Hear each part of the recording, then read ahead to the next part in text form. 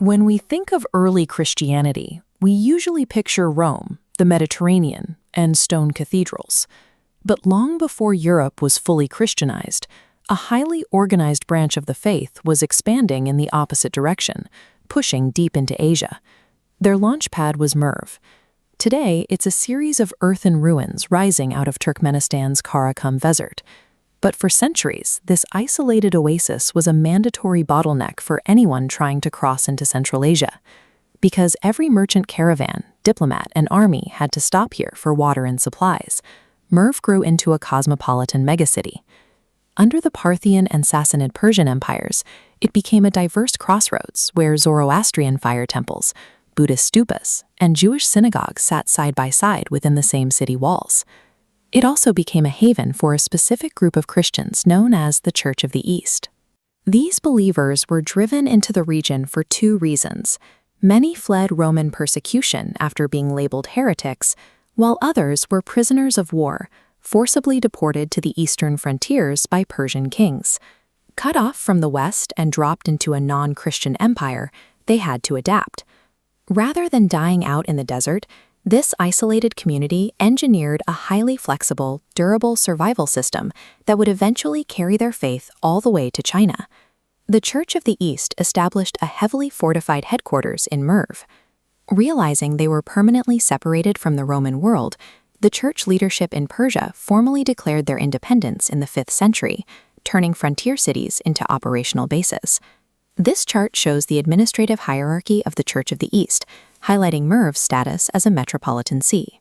In the year 554, the church elevated Merv to this metropolitan rank, granting its local archbishop the autonomous power to ordain his own bishops and direct outward expansion without waiting for permission from the central patriarch back in Mesopotamia.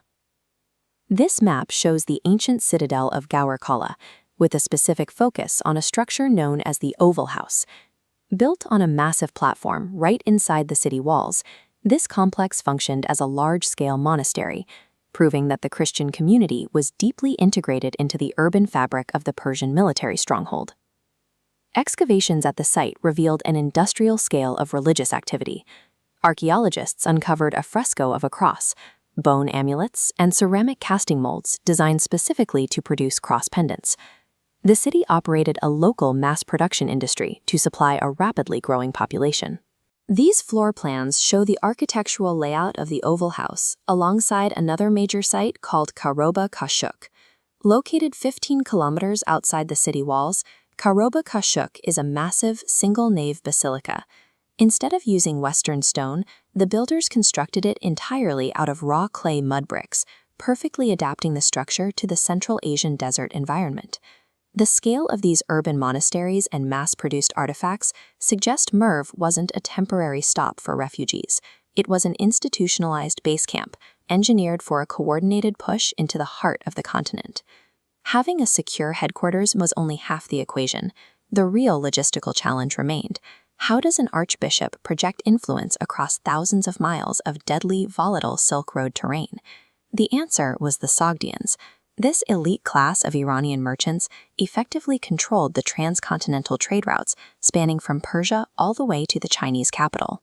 Rather than sending out lone preachers to die in the wilderness, the church adopted a strict business-as-mission model. Missionaries integrated themselves directly into Sogdian caravans. The merchants provided the funding, the armed protection, and the geographic access, while the monks translated texts and established trade post churches along the way.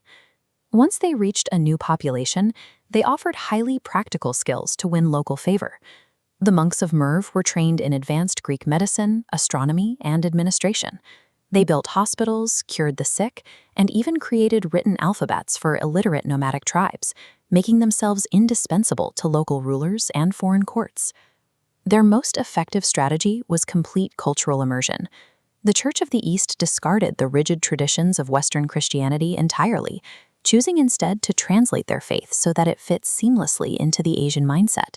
This table illustrates exactly how far they took this translation strategy. When preaching in China, they didn't use foreign-sounding terms for God. They used the Taoist concept of the true Lord. They styled the Christian Gospels as Buddhist sutras, framing their theology in the familiar vocabulary of the local elite. And when they reached the nomadic tribes of the steppes, they adapted their physical worship. They abandoned permanent stone buildings for mobile pavilion tents and swapped out traditional bread and wine for mare's milk, which was far easier to source in the Central Asian grasslands. By embedding themselves into the local culture, they achieved massive scale. In the year 644, the Metropolitan of Merv, an archbishop named Elias, traveled beyond the Oxus River and successfully baptized a Turkic king and his entire army in a single massive ceremony. They didn't rely on the force of a Roman army to spread their beliefs. By leveraging commercial trade networks and committing to extreme cultural flexibility, they built a religious network with vast global reach. However, this highly integrated system had a fatal vulnerability. Because the church relied so heavily on the physical infrastructure of the Merv oasis, its monasteries, its merchant hubs, and its massive irrigation canals, it was completely exposed to regional collapse. That collapse arrived in 1221. The Mongol armies of Tolui Khan descended on Merv, unleashing a catastrophic siege that devastated the population. The Mongols intentionally dismantled the Merv-Hub river water systems. Without irrigation, the oasis could no longer support a large population, physically eradicating the deep infrastructure that the Church of the East relied on to train and deploy its missionaries. While the church survived the initial shock by leveraging its ties to Christian Mongol princesses, the geopolitical landscape was permanently shifting. When the surviving Mongol and Turkic elites eventually converted to Islam, the church lost its political protection and was systematically marginalized. Even as the churches were abandoned, Merv's intellectual infrastructure remained. Its scholars had spent centuries translating Greek logic and medical texts into Syriac and Arabic, works used to train the physicians who served in the Persian and later Arab courts. When the Abbasid Caliphate began its own massive translation movement in Baghdad, it was these Merv-trained experts who integrated that ancient knowledge into the early Islamic sciences. Merv is now a silent landscape of earth and dust, but its legacy persists in the strategic blueprint left behind, a model of expansion built on cultural translation and commercial networks, rather than imperial force.